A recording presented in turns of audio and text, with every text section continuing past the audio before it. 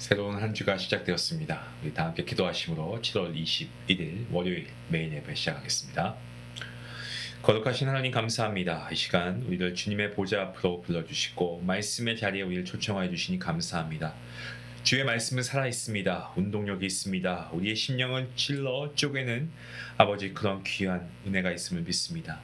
우리를 참된 생명과 소망의 길로 인도하시는 주님의 말씀, 오늘도 그 말씀 앞에 두렵고 떨리는 마음으로 서기를 원합니다. 우리의 자아가 무너지게 하시고 오직 하나님의 뜻이 세워지는 귀한 시간 되게 허락하여 주시옵소서. 성령 하나님 저희 안에 강하게 임재하여 주시고 정말 예배하는 우리 모든 각자의 심령 가운데 말씀을 따라 살 수 있는 아버지 그러한 행함의 능력도 더하여 주시옵소서. 예배 가운데 주님의 영광이 가득하게 하시고 우리의 모든 삶이 우리의 모든 존재가 하나님을 기쁘시게 하는 존재가 되게 허락하여 주시옵소서. 감사하며 예수님의 이름으로 기도하옵나이다. 아멘. 찬송가 341장 함께 하시겠습니다.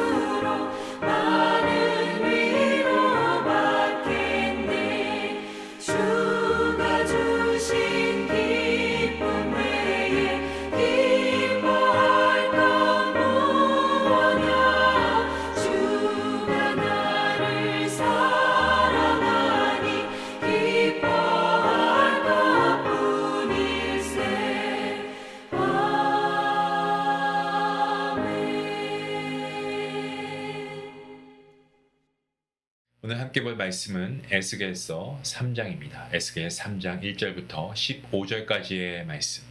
여기 함께 말씀을 읽도록 하겠습니다. 또 그가 내게 이르시되 인자야 너는 발견한 것을 먹으라. 너는 이 두루마리를 먹고 가서 이스라엘 족속에게 말하라 하시기로 내가 입을 벌리니 그가 그 두루마리를 내게 먹이시며 내게 이르시되 인자야 내가 내게 주는 이 두루마리를 내 배에 넣으며 내 창자에 채우라 하시기에 내가 먹으니 그것이 내 입에서 달기가 꿀 같더라.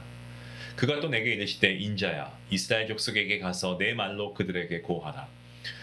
너를 언어가 다르거나 말이 어려운 백성에게 보내는 것이 아니요 이스라엘 족속에게 보내는 것이다.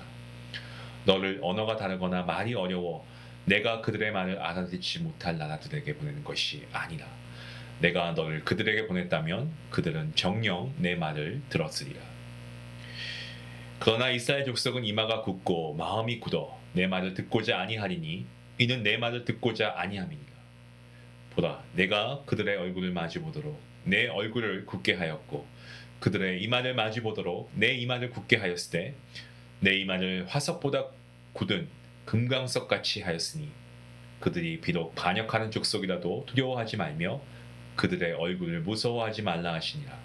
또 내게 이르시되 인자야, 내가 내게 이를 모든 말을 너는 마음으로 받으며 귀로 듣고 사로잡힌 내 민족에게로 가서 그들이 듣든지 아니 듣든지 그들에게 고하여 이르기를 주 여호와의 말씀이 이러하시다 하라.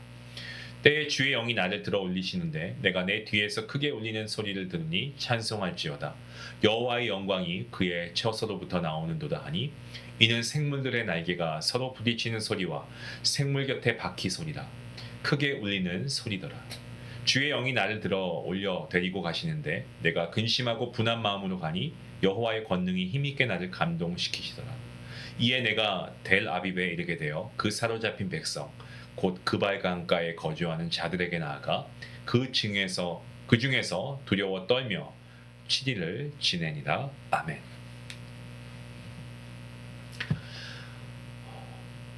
하나님께서 에스겔에게 말씀하십니다. 너는 발견한 것을 먹으나 너는 이 두루마리를 먹고 가서 이스라엘 족속에게 말하라 라고 하십니다. 자, 에스겔의 소명은 무엇입니까? 말씀을 전하기 전에 그 말씀을 먼저 먹는 데서 시작하고 있습니다. 하나님께서 주시는 말씀 우리가 외우고 기억하고 이론적으로 우리가 아는 것 그것이 끝이 아니고 그 말씀 우리가 소화하고 우리의 삶에 적용하고 내면화하고 삶으로 살아내는 것이 필요합니다. 말씀을 먹는다는 것은 말씀을 삶의 양식으로 삼는다는 거죠. 그리고 그 말씀이 나를 이끌고 나를 변화시키도록 받아들이는 겁니다. accept 하는 겁니다. 에스겔은 두루마기를 먹었고요. 그리고 뭐라고 고백합니까? 그것이 꿀보다 달다라고 고백합니다.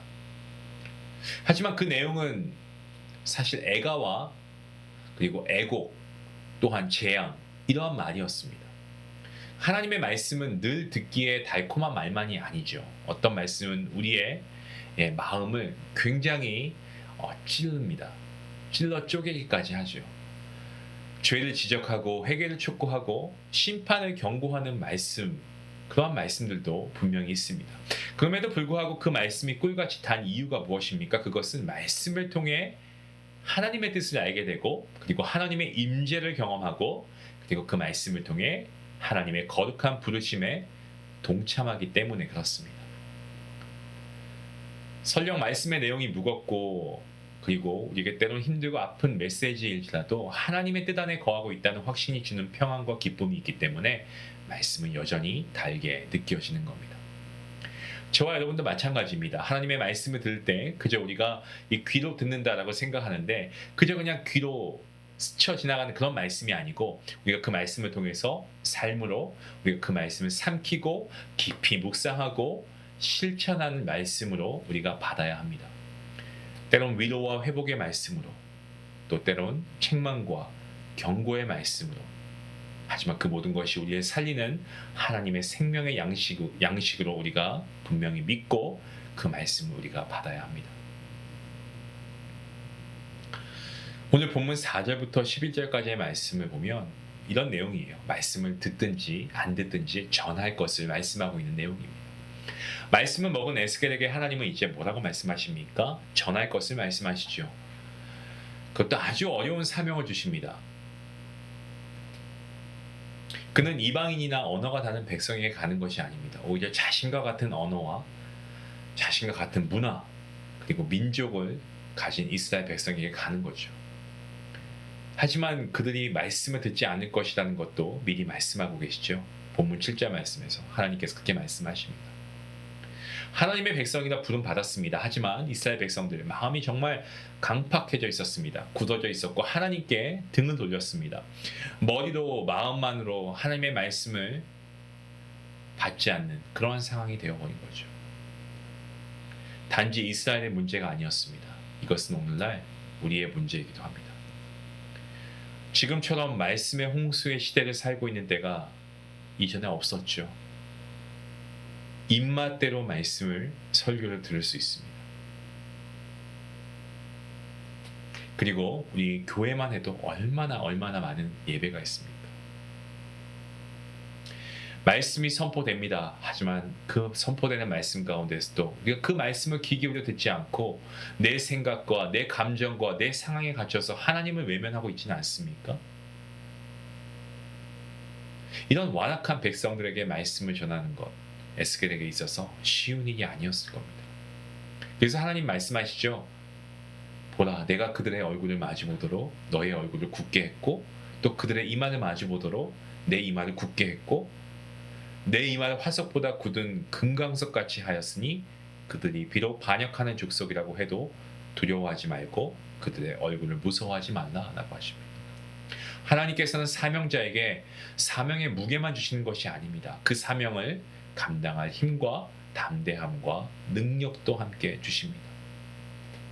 오늘 말씀 보시면 금강석같이 굳은 이마, 흔들리지 않는 믿음, 사람의 반응에 좌우되지 않는 영적 담대함, 하나님의 부르심을 받은 자에게 하나님께서 주시는 능력입니다. 저와 여러분도 우리가 올 한 해 우리가 복음을 전하는 성숙한 그리스도인 아니겠습니까? 여러분, 복음을 전할 때 가장 우리의 마음을 붙잡는 것이 뭡니까? 사실 선뜻 용기가 나지 않죠. 왜? 거절당할까 봐, 무시당할까 봐. 하지만 여러분, 우리가 복음을 전할 때 때론 거절당하고 무시당하고 조롱당할 수 있겠지만, 하지만 여러분, 복음의 증인은요, 사람들의 반응에 따라 우리가 하나님의 말씀을, 이 복음을 전하는 것을 멈추는 자가 복음의 증인이 아닙니다. 듣든지 아니 듣든지 이것이 하나님의 말씀이다라고 우리가 담대히 전할 때 그것이 참된 복음의 증인인 줄로 믿습니다.